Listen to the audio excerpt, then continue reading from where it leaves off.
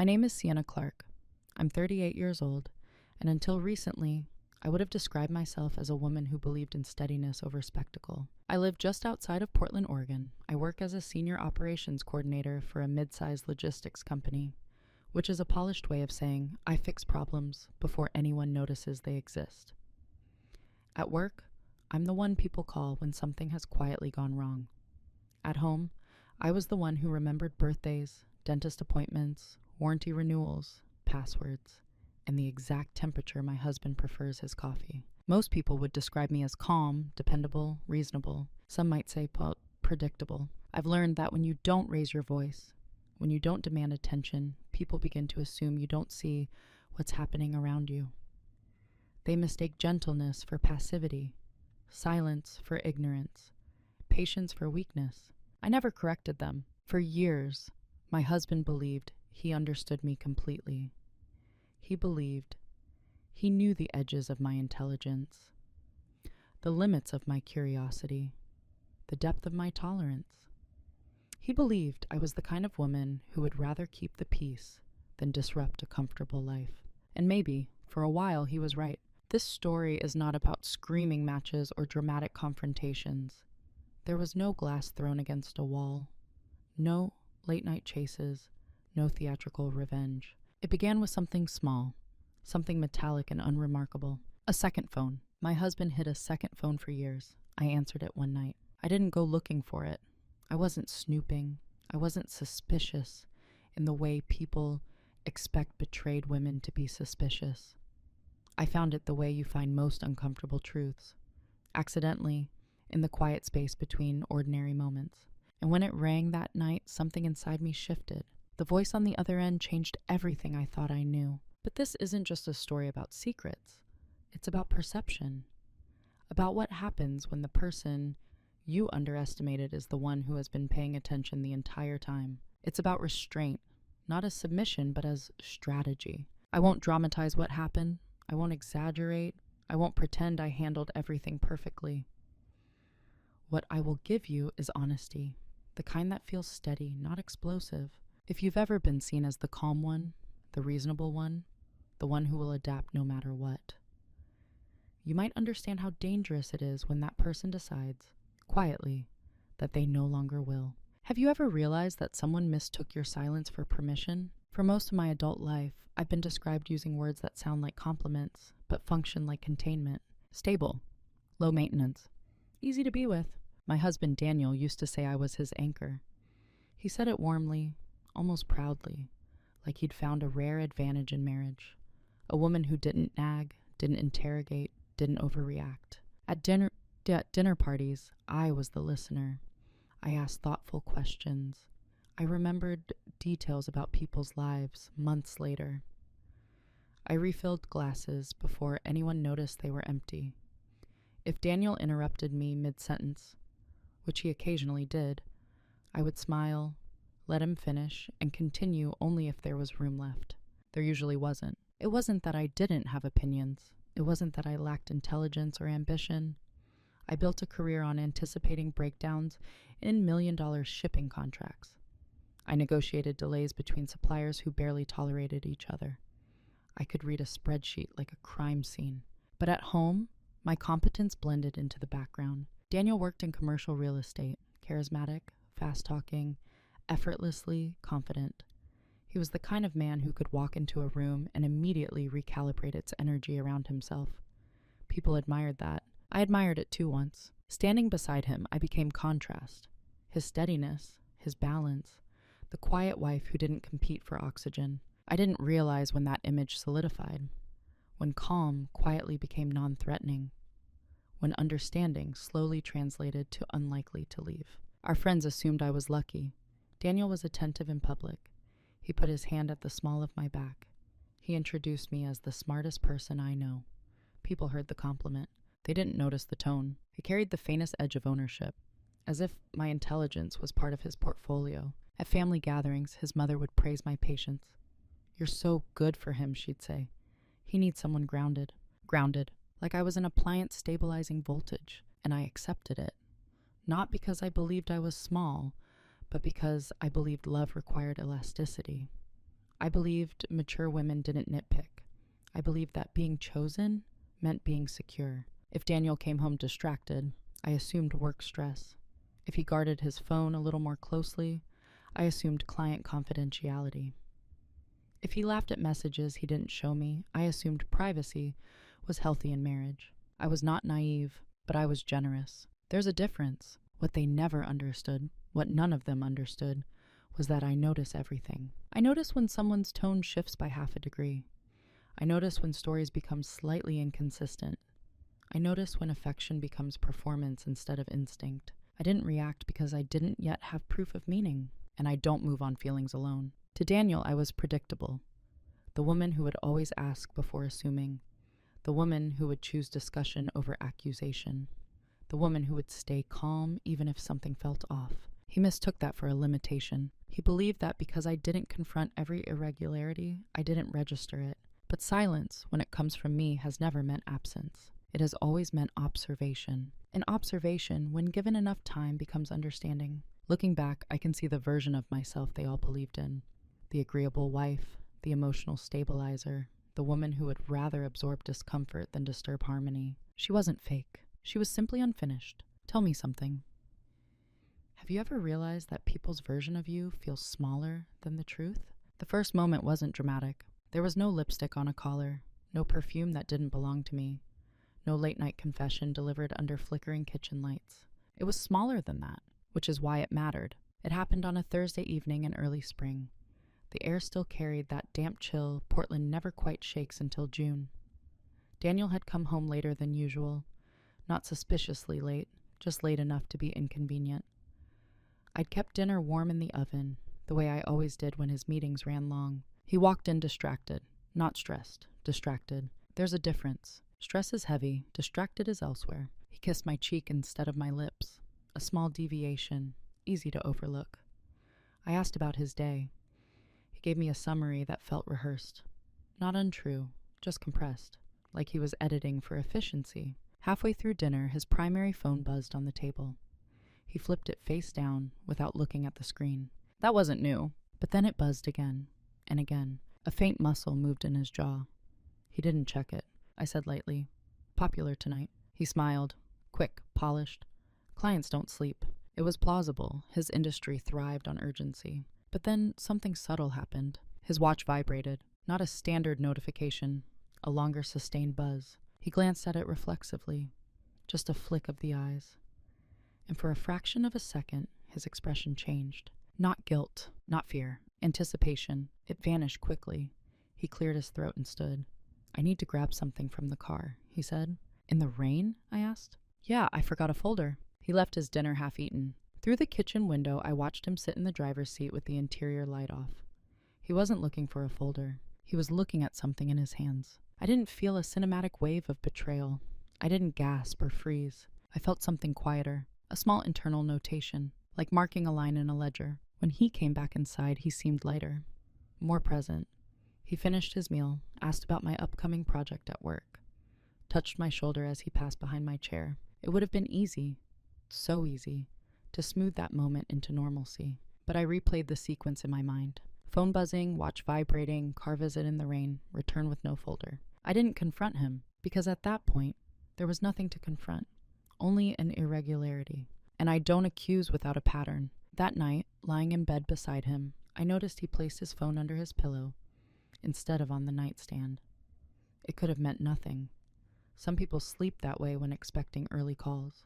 But Daniel had never done that before. I stared at the ceiling in the dark and asked myself a simple question. If nothing is wrong, why does something feel adjusted? The next morning, life continued normally. Coffee, commute, emails, calendar reminders. He kissed me goodbye like always. And I told myself what reasonable women tell themselves. Don't invent problems. Don't become paranoid. Trust your husband. So I did, outwardly. But internally, something had shifted. Not suspicion, awareness. And awareness is quieter, but far more dangerous. The first small cut doesn't bleed. It just reminds you that skin can break. Have you ever sensed something was off, but convinced yourself you were imagining it? After that Thursday, nothing exploded. That's the thing about erosion. It doesn't announce itself. It happens in increments so small you can still call the structure stable while it's quietly weakening. Daniel didn't suddenly become cold. He didn't disappear for nights. He didn't start fights. In fact, if anything, he was attentive in predictable bursts, almost calibrated. But patterns began to form. His phone developed a new gravitational pull. It followed him everywhere. Bathroom, garage, even the laundry room. If I walked into a space unexpectedly, the screen would tilt away. Subtle, almost unconscious. Once, while we were watching a show on the couch, he laughed softly at something on his phone. "What's funny?" I asked. "Just a meme from Ryan," he replied, already locking the screen. I nodded. An hour later, I realized something small but telling. Daniel doesn't laugh softly at memes. He sends them to me, loudly, insists I look, explains the joke if I don't immediately react. But this one stayed private. It wasn't the secrecy itself that unsettled me. It was the shift in reflex. Another time, we were at a friend's birthday dinner. Mid-conversation, his watch vibrated again. That same longer pulse I'd noticed weeks earlier. He glanced down and there it was again, that micro-expression. Brightness, energy, a quiet spark I hadn't seen directed at me in months. He excused himself to take a quick call. No one else at the table seemed to register it. Why would they? Adults take calls. Business happens. When he returned, he kissed my temple. "You okay?" he asked, as if I'd been the one absent. I smiled, of course. I began rationalizing in increasingly creative ways. Maybe he's negotiating a big deal. Maybe I'm projecting because work has been stressful. Maybe marriage just evolves into parallel independence. I told myself that mature love isn't dramatic. It's steady, predictable, quiet. But there's a difference between quiet and sidelined. The more these moments accumulated, the more I noticed how easily I was being repositioned. If he were texting at dinner, I'd pause mid-story and wait. If he forgot something I'd told him, I'd gently remind him. If he canceled plans last minute, I'd adjust mine. Not because he demanded it, because I made it easy. That's how disrespect normalizes. Not through cruelty, but through accommodation. One evening, I walked into the bedroom unexpectedly while he was getting dressed. For a split second, he moved, not away from me, but toward the nightstand drawer. Protective. He recovered quickly, too quickly. "Hey," he said casually. "Didn't hear you come in." I looked at the drawer. Closed. Neutral. "I was just grabbing my charger," he added, unprompted. I hadn't asked. That's when something crystallized. Innocent people don't narrate before being questioned. Still, I didn't confront him. Not because I was afraid, but because I was thinking. I've always believed that reacting too early gives away leverage. If someone is hiding something, pressure makes them better at hiding. So I did something different. I watched. Not obsessively, not suspiciously, just attentively. I noticed his new passcode. I noticed the slight angling of screens. I noticed that when he said client, his tone shifted. Warmer than professional, softer than business. And slowly I understood something painful but clarifying. I was being managed, not abused, not attacked. Managed, handled carefully, given just enough affection to prevent alarm, just enough normalcy to discourage scrutiny. He believed I was the kind of woman who wouldn't dig deeper. He believed I preferred comfort over truth. That assumption became his blind spot, and I let him keep it. Because sometimes the most powerful position isn't confrontation, it's information. Tell me, have you ever realized someone was slowly adjusting your role in their life without asking your permission? There's a moment in every long relationship when you realize you've been cast in a role. Not consciously, not maliciously, just efficiently. It happened to me on a Sunday morning. Daniel was in the kitchen scrolling through his phone while I folded laundry at the dining table. Sunlight came in through the west-facing windows, catching dust in the air. The house looked peaceful, functional, settled. He glanced up and said, "You're so good at this stuff." "At what?" I asked. "Keeping everything together." It sounded like praise, but something in the phrasing felt off. Not we, not us, you, as if the infrastructure of our life were my department alone. Later that afternoon, his mother called. I overheard part of the conversation while I was organizing the pantry. "Yes, she handles all of that," he said casually. "I don't really worry about the details. That's her thing." Her thing: bills, insurance renewals, investments, maintenance schedules, holiday logistics, medical paperwork, the invisible architecture of adulthood. I stood still for a moment, a jar of lentils in my hand. He wasn't wrong, I did handle those things, but I'd never realized how neatly that role had insulated him from responsibility, and insulated me from visibility. I was the reliable one, the stable one, the systems person. which meant I was also the least threatening. I began noticing how often my value was framed in terms of utility. You're so organized. You're so reasonable. You never overreact. You make life easy. Easy. That word echoed longer than it should have. I wondered when I had transitioned from partner to infrastructure. The dependable wife who absorbs fluctuations. The one who won't explode. The one who will adjust her emotional temperature to maintain equilibrium. I thought back to dinners with friends where Daniel dominated conversations, to vacations where he chose destinations, to financial discussions where he'd say, "Whatever you think is best." At the time, I interpreted that as trust. Now I saw something else. Delegation. He wasn't trusting me with power. He was outsourcing the maintenance of consequence. If something ever went wrong, I would be the stabilizer, the negotiator, the fixer. He, meanwhile, remained buoyant, unburdened, and perhaps, emboldened. The more I reflected, the clearer it became. I had been assigned the role of emotional insurance policy. If he drifted, I would compensate.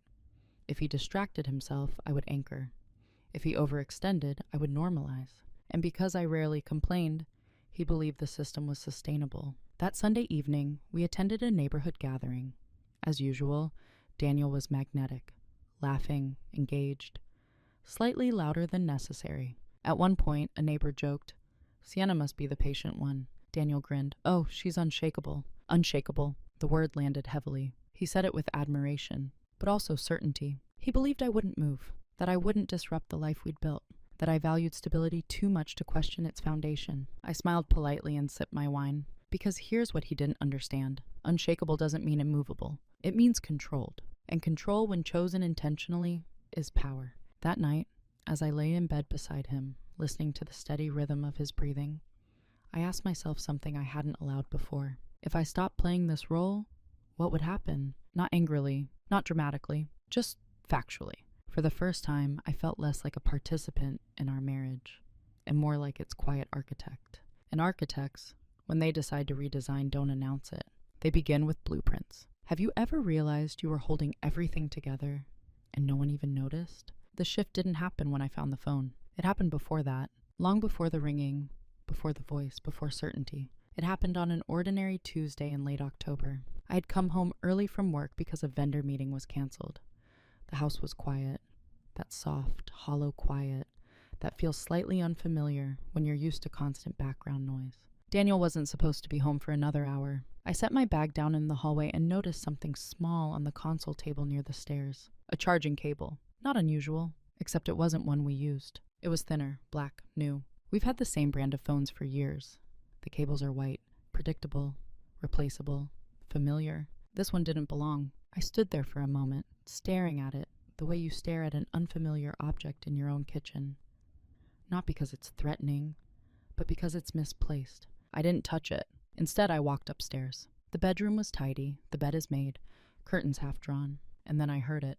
A faint vibration, not loud, not urgent, just present. It came from the direction of Daniel's nightstand drawer. My body didn't flood with adrenaline. I didn't gasp. I didn't rush. I stood still and listened. It vibrated again. A pause, then silence. The drawer was closed. I stepped closer, my heartbeat steady, almost clinical. If there had been chaos inside me, I might have opened it impulsively. But I wasn't chaotic. I was clear. I pulled the drawer open. Inside, beneath a folded stack of old receipts and a watch he rarely wore, was a phone. Not his usual one. This one was matte black, slim, unfamiliar. It wasn't hidden expertly. It was hidden confidently, as if the likelihood of discovery had been calculated and deemed low. I picked it up. It was warm, which meant it hadn't been sitting there untouched for weeks. It had been used recently. Carefully, I turned it over in my hand. No lock screen notification visible, just a blank display. For a long moment, I simply held it. This was the pivot point, not because I had discovered betrayal, but because I had discovered intentional concealment. There are many explanations for secrets, but there are very few innocent explanations for a second phone. I didn't unlock it. I didn't try random passcodes. I didn't search. Instead, I placed it exactly where I found it, closed the drawer, and walked downstairs. I sat at the kitchen table and opened my navy leather planner, the same one I use for work. I wrote the date at the top of a blank page. Underneath it, one sentence. Second phone, confirmed. No accusations, no adjectives, no emotional language. Just a fact. That was the moment something inside me shifted. Not into rage, into alignment. For weeks, I had sensed misalignment between what I was being shown and what I was observing. Now the gap had a physical form, and strangely, I felt calmer than I had in months. Because uncertainty is exhausting. Clarity, even painful clarity, is stabilizing. When Daniel came home that evening, I greeted him the same way I always did. Asked about his day, listened, nodded. He kissed my forehead. I noticed the faint scent of a cologne he hadn't worn in years. I didn't comment. Instead, I watched him later that night slip quietly into the bedroom before me. I watched him open that drawer when he thought I was brushing my teeth. I watched the faint glow from inside it, and I realized something profound. He believed he was operating undetected. That belief was about to become my greatest advantage. The day something shifted wasn't the day I confronted him. It was the day I stopped needing him to confirm what I already understood. Have you ever reached a moment where denial simply felt heavier than truth? After I found the second phone, I didn't change overnight. That would have been noticeable. Instead, I refined. There's a difference between passive silence and chosen silence. Passive silence absorbs. Chosen silence observes. I shifted into the second. Daniel never suspected a thing. If anything, I became easier to be around. I stopped asking casual questions about his day. Not out of resentment, but because I no longer needed the performance. When he volunteered details, I listened without probing. When he seemed distracted, I didn't try to pull him back. I removed friction, and friction is often what makes people careful. Without it, they relax. One evening, he left the house to meet a client. I didn't ask where. I didn't check the time. I didn't text when he was late. Instead, I reviewed our shared financial accounts. Not obsessively, methodically. I've always handled our budgeting software. It's one of those invisible tasks that keeps a household functioning. I categorize transactions, monitor subscriptions, and track investment contributions. For years, I did it automatically. Now I did it attentively. I noticed small cash withdrawals, not large enough to alarm, just frequent enough to register. I noticed a parking garage in a part of town he rarely worked in. I noticed rideshare charges on evenings he claimed to be driving himself. None of it was explosive, but together, it was directional, and I wrote everything down. Dates, amounts, locations. Not because I planned revenge, because I value evidence. Silence gave me space to think strategically. If I confronted him too early, he would adapt. If I accused without proof, he would deny. If I reacted emotionally, I would lose the advantage of composure. So I didn't react. I recalibrated. I began strengthening my own position quietly. I scheduled a meeting with our financial advisor under the pretense of an annual review. I asked detailed questions about account structures, about beneficiary designations, about liquidity. Daniel didn't attend. He trusted me to handle it. That trust, ironically, was built on the very underestimation that would cost him. At home, I became lighter, less invested in his explanations, less emotionally available to fluctuations. Not cold, just internally independent. He seemed relieved. There's a particular comfort people feel when they believe they've avoided consequences. He started leaving the drawer unlocked occasionally, started responding to the second phone more freely, though still privately. The concealment grew slightly lazier, because he believed the risk was low. One night, as we sat on opposite ends of the couch, he looked up from his screen and smiled at me. "You're different lately," he said. "How?" I asked. "More relaxed. I like it." I held his gaze evenly. "I'm relaxed." That was the truth, because once you stop trying to preserve something that may already be fractured, tension dissolves. What he interpreted as contentment was actually detachment. Silence, when strategic, becomes insulation. I stopped measuring my worth by his attention, stopped calibrating my mood to his availability, stopped assuming partnership meant shared transparency. Instead, I began preparing, not emotionally, structurally. He believed my quiet meant compliance. It didn't. It meant calculation. And calculation, when patient, is far more powerful than confrontation. Have you ever realized that the moment you stop arguing is the moment you start planning? Preparation doesn't look dramatic from the outside. It looks like routine. That was my advantage. Daniel never noticed that I stopped folding laundry while watching television and started doing it at the dining table, where I could open my planner beside me. He never noticed that my evening walks grew slightly longer. Just long enough for private phone calls he assumed were with friends. He never noticed that I began scanning documents instead of filing them, because he had grown accustomed to not noticing me at all. The first thing I did was request a full credit report, not because I suspected debt, but because secrets often leave financial fingerprints. New lines of credit, unfamiliar inquiries. secondary addresses. The report arrived clean. That told me something important. If there was deception, it wasn't reckless. It was managed, which meant it was likely intentional, not impulsive. I met with a family law attorney under the guise of just exploring information.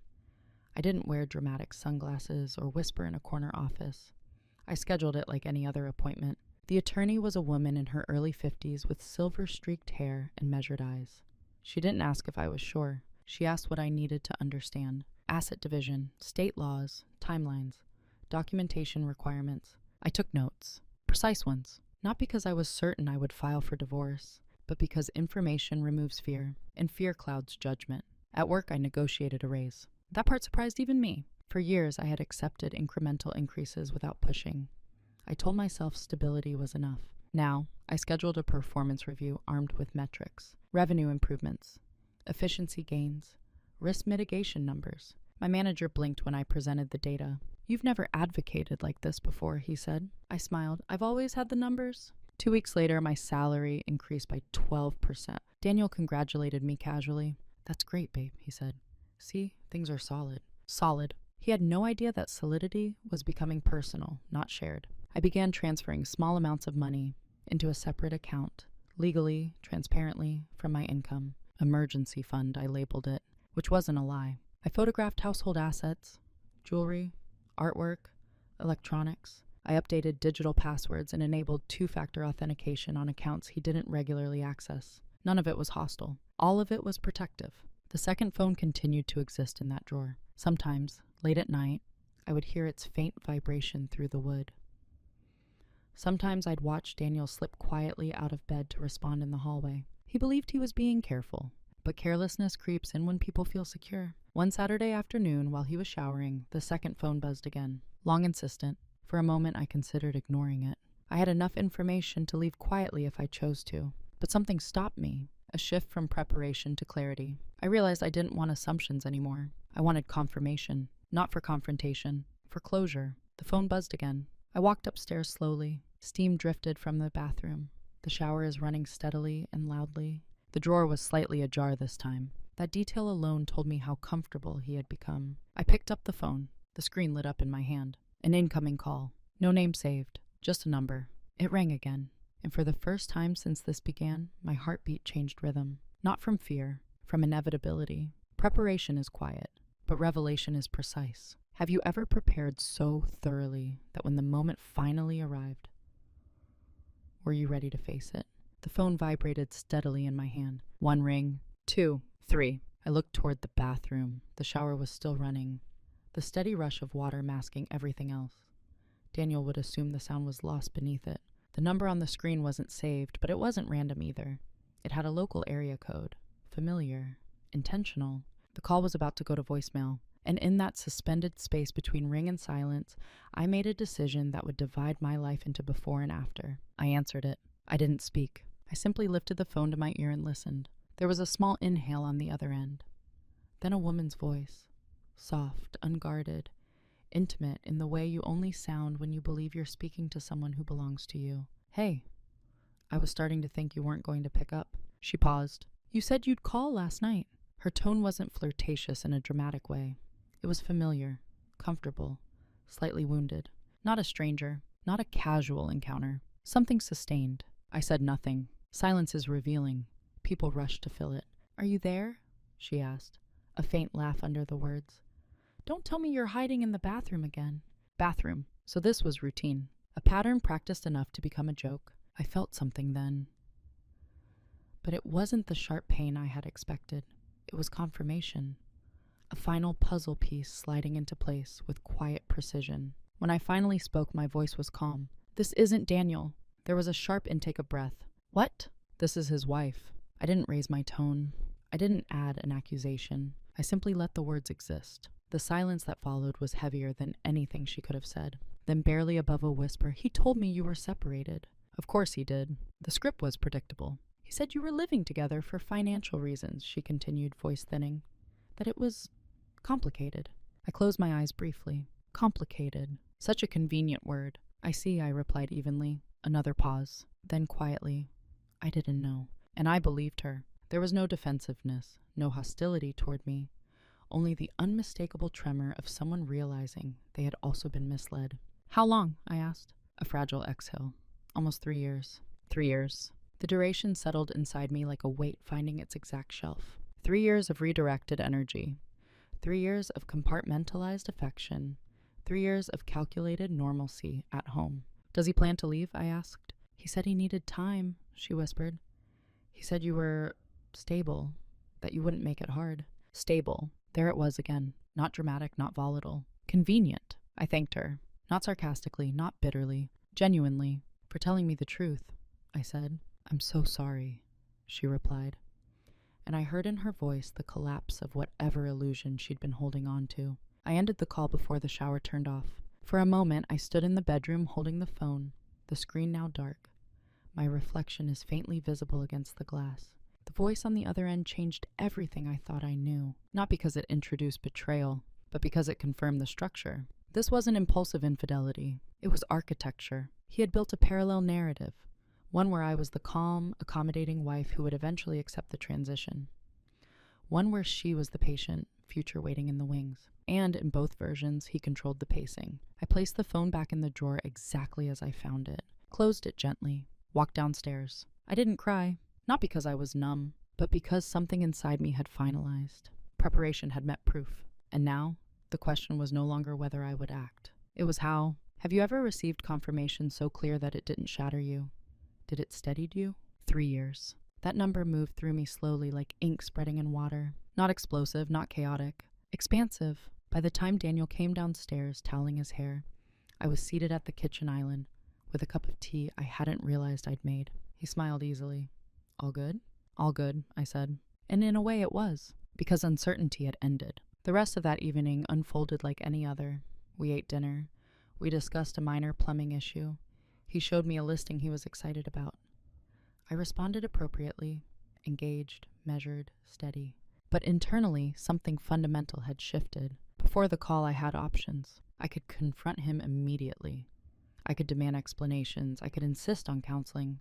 I could threaten exposure. Those are the emotional options, the reactive ones. Now I consider the structural ones. If I stayed and forced disclosure, what would that look like?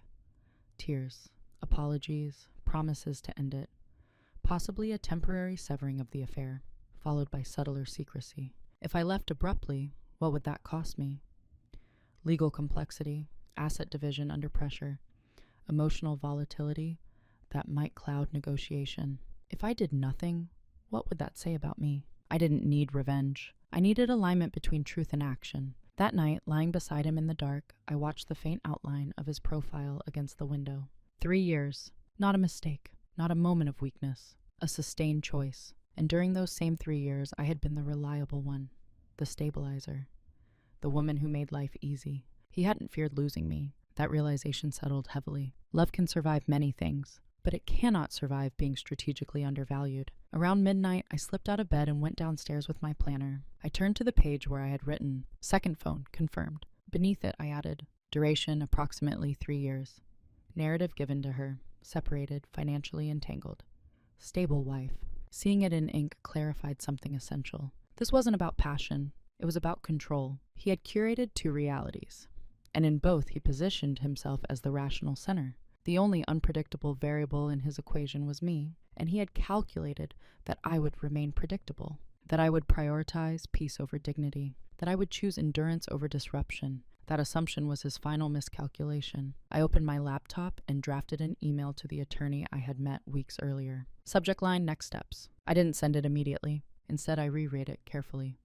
Adjusted phrasing, removed emotion, kept it procedural. I would not confront him first. I would not warn him, because warning gives people time to rearrange assets, rewrite narratives, and manipulate perception. He had used time as his advantage for 3 years. I would use precision as mine. By the time I returned to bed, my decision was quiet but irreversible. I would file for divorce, not angrily, not publicly, not as punishment, but as a correction. In the morning, Daniel would wake up beside a woman he believed he understood, and within weeks he would realize he never did. Have you ever reached a point where staying felt heavier than leaving, even before anyone knew you were going? Once the decision was made, everything became logistical. Emotion had already done its work.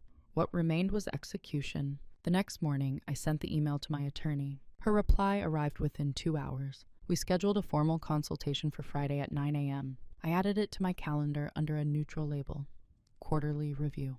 Daniel saw it that evening when we were syncing schedules for the week. "What's the review?" he asked casually. "Just financial housekeeping," I replied. "End-of-year projections." He nodded without interest. That was the thing about being the organized one. No one questions your meetings about structure. At the attorney's office, we moved from hypothetical to procedural. Asset breakdown, property valuation, retirement accounts, state-specific filing timelines. I provided copies of statements I had already compiled, income documentation, tax returns. She looked at me once over her glasses and said, "You've prepared." "Yes," I answered simply. "What triggered the decision?" "Clarity," I said. She didn't press further. We discussed timing. If I filed immediately, papers could be served within days. If I waited, we could strategize around certain financial cycles, year-end bonuses, commission disbursements, pending property deals. I chose patience, not to protect him, to protect myself. For the next 3 weeks, life appeared unchanged. I cooked dinner, attended a neighborhood holiday gathering, helped Daniel review a presentation he was giving to investors. He thanked me afterward. "I don't know what I'd do without you," he said. I held his gaze evenly. "You'll find out," I thought. But I only smiled. In parallel, I opened a safety deposit box at our bank and placed copies of critical documents inside. I transferred the agreed-upon portion of liquid savings into an account solely under my name, completely legal under state marital property laws. I froze one joint credit card to prevent sudden large withdrawals. When Daniel asked why it had declined at a restaurant, I apologized lightly. "Fraud alert, I'll call the bank." He didn't question further. People rarely examine the infrastructure they assume is stable. Meanwhile, I maintained composure at home. I didn't withdraw affection abruptly. I didn't escalate distance. That would have alerted him. Instead, I shifted subtly. Less future talk, fewer long-term plans, more neutral phrasing. When he mentioned a trip we should take next summer, I responded with, "We'll see what the year looks like." Not hostile, just non-committal. He didn't notice, because he wasn't listening for exits. The attorney filed the paperwork on a Monday morning in early January. Cold, clear, precise. I was at work when she called to confirm. "It's done," she said. Service would happen at his office within 48 hours. I sat at my desk after the call ended and felt something unexpected. Not triumph, not devastation, relief. Because the longest part of any transformation is indecision. Once movement begins, even painful movement, there's forward momentum. That evening, Daniel came home animated, talking about a deal closing soon. I listened, nodded, asked questions. He reached across the table and squeezed my hand. "We're in a good place," he said. And for the first time in months, I agreed with him. We were, because I was no longer living in ambiguity. Within 2 days, his sense of stability would fracture. Not through yelling, not through exposure, through paperwork. And paperwork, when prepared correctly, speaks without emotion. Have you ever taken action so quietly that the other person didn't realize the ground had already shifted beneath them? He was served on a Wednesday afternoon. I know the exact time because he called me at 2:17 p.m. I let it ring once before answering. His voice wasn't angry. It was disoriented. "Sienna, what is this?" I pictured him in his glass-walled office, the controlled environment he thrived in, now disrupted by a uniform process server and a manila envelope. "It's exactly what it looks like," I said calmly. A pause, paper shuffling. "You filed for divorce?" "Yes." Another pause, longer this time. "Is this a mistake?" "No." His breathing changed slightly. Not panic. Not yet. More like someone recalculating. "Why didn't you talk to me?" he asked. There it was. The assumption that discussion was owed before consequence. "We've been talking for years," I replied evenly. "Just not about the same things." Silence stretched between us. He lowered his voice. "Where's this coming from?" Clarity would have been easy. I could have said her name. If I had known it. I could have referenced the phone, the call, the 3 years. But I didn't. "You know where it's coming from," I said. And he did. I could hear it in the way his next breath caught. "This is sudden," he said finally. "It isn't." Then I added, without sharpness, "It's structured." That word unsettled him more than anger would have. He was used to managing emotion. He wasn't used to facing planning. "I never thought you'd," he began, then stopped. "Finish that sentence," I said softly. "I never thought you'd do something like this without warning." There it was. Not "I never thought you'd leave," but "I never thought you'd move without alerting me," because a warning would have given him leverage. I ended the call gently. We'll let the attorneys handle logistics, I said. We can keep this respectful. Respectful. He repeated the word like he was testing it. That evening, he came home earlier than usual. The air in the house felt different, not explosive, but thin. He stood in the doorway of the kitchen, watching me rinse vegetables at the sink. You're serious, he said. Yes. His eyes searched my face for instability, for cracks, for emotional openings he could step into. He found none. This doesn't make sense. He said, we're fine. We were functional, I corrected. That's not the same thing. He ran a hand through his hair, a gesture I'd seen during tense negotiations at work. This is about something, he pressed. I dried my hands and turned to face him fully. It's about alignment, I said, and I'm no longer aligned. He stared at me like I was speaking a language he hadn't studied. For the first time since I'd known him, he looked unsure of his footing. Consequences rarely feel immediate to the person who creates the imbalance. They feel sudden, unfair, overblown. But what he was experiencing wasn't punishment. It was the delayed arrival of accountability. Later that night, I heard him open the nightstand drawer. He didn't bother being quiet. The second phone buzzed shortly after. This time, he didn't take it into the hallway. He let it ring. Have you ever watched someone realize that the version of you they depended on no longer exists? Panic doesn't always look loud. Sometimes it looks like sudden attentiveness. The morning after he was served, Daniel made coffee before I woke up. He rarely did that. He stood in the kitchen when I came downstairs like he had been waiting. I didn't sleep, he said. I imagine not, I replied. He pulled out a chair for me at the table, a gesture he hadn't done in years. We need to talk, he insisted. We can, I said calmly, but the paperwork stands. That's when the tone shifted, not anger. Urgency. Sienna, if this is about something I did, just tell me. Don't blindside me like this. Blindside. The word almost fascinated me. I looked at him carefully. You weren't blindsided, I said.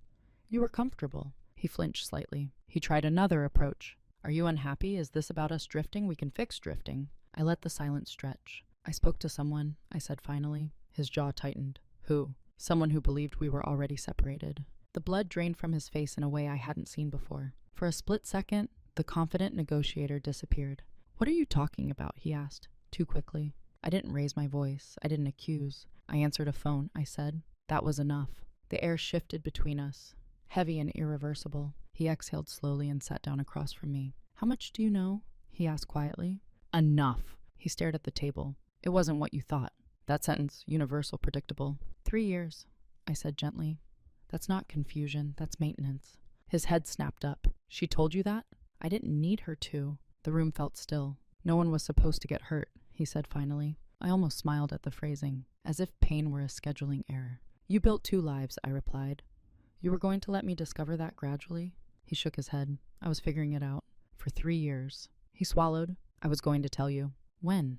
I asked softly. He didn't answer, because there is no graceful timeline for betrayal. He reached across the table instinctively, but stopped halfway when I didn't move. I never meant to lose you, he said. That was the first honest sentence, and it landed differently than he expected. I know, I replied. That seemed to surprise him. You assumed I would stay, I continued. That's not the same as valuing me. He pressed his hands against his temples. This is fixable, he insisted. I'll end it. Today, right now. I believed he would, but that wasn't the point. Trust doesn't fracture at the moment of discovery. It fractures at the moment of strategy. You already chose, I said quietly. You just didn't think I would. The panic in his eyes sharpened then, not because he loved me suddenly, but because the stability he relied on was dissolving. You're throwing everything away, he whispered. No, I corrected gently. I'm reclaiming it. By that afternoon, he had called her.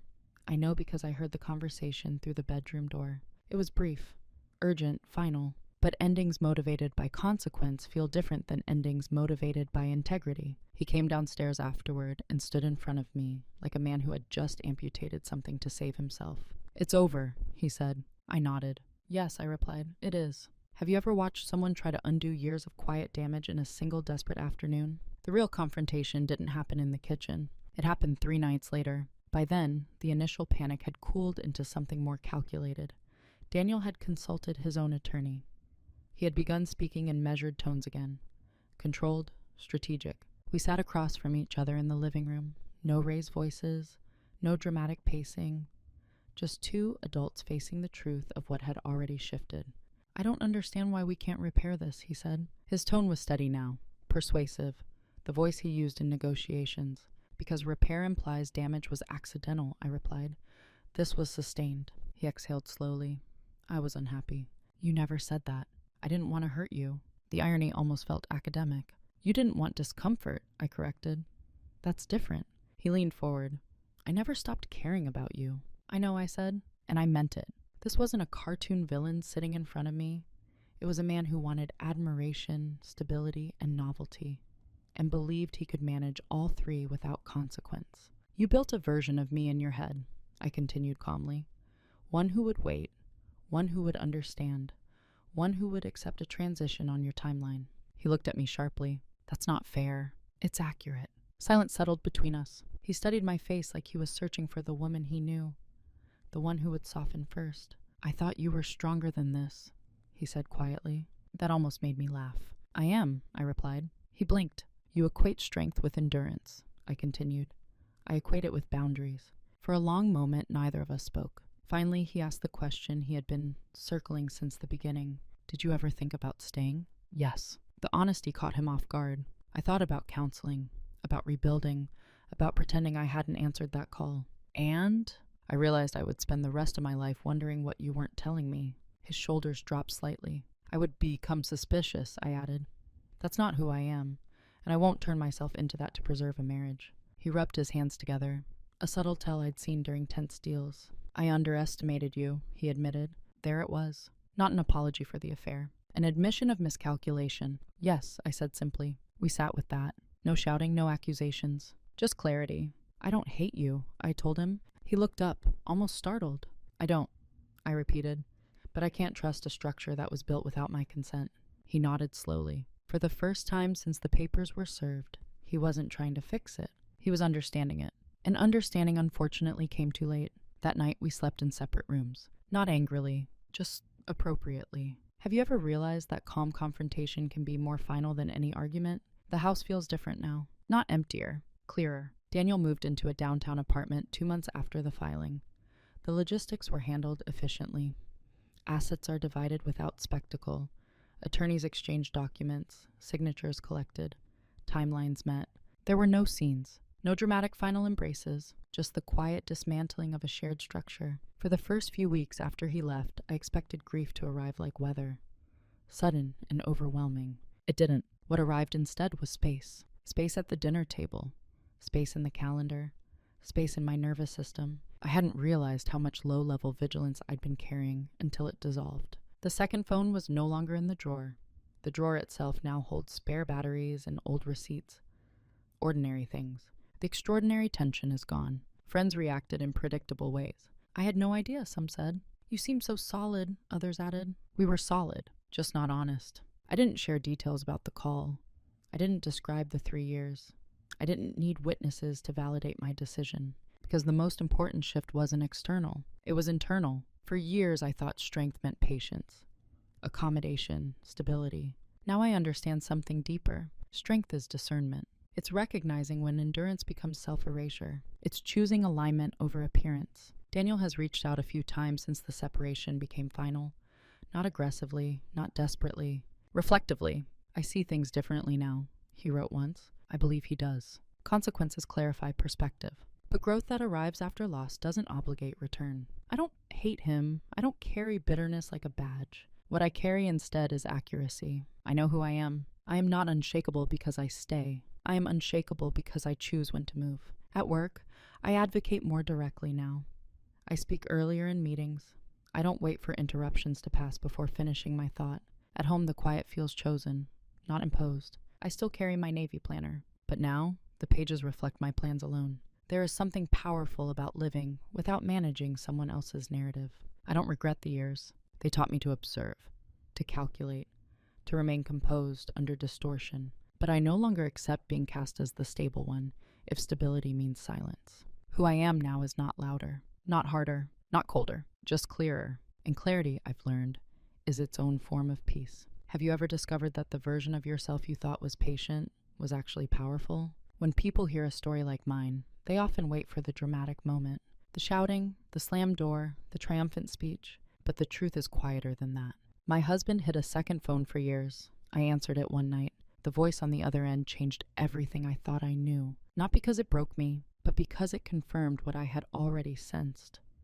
That love without transparency isn't love, it's management. I didn't leave because I was furious. I left because I was certain. There's a difference. Anger fades, certainty settles. For a long time, I believed being calm meant being safe. That if I kept the peace would keep me. But peace without truth is just a delay. What I learned is this. When someone mistakes your silence for ignorance, your patience for permanence, your steadiness for dependence, they are not seeing you clearly. And when you see that clearly, you don't need to explode. You just need to move. Quietly, precisely, completely. There are no villains in this story, just choices, repeated long enough to reveal character. Daniel chose comfort over honesty. I chose dignity over endurance. Both choices had consequences. If you're listening to this and you recognize yourself as the stable one, the reliable partner, the one who absorbs tension so others can relax, I want you to ask yourself something gently. Are you steady because you're strong, or because you're afraid to disrupt what others depend on? You don't have to shout to reclaim yourself. Sometimes the most powerful sentence you'll ever say is spoken calmly. This no longer aligns. If this story resonated with you, tell me, have you ever been underestimated in a way that eventually became your strength? I'm listening. Cảm ơn bạn đã theo dõi. Hãy bấm đăng ký và bật chuông để luôn cập nhật nội dung mới. Hẹn gặp lại.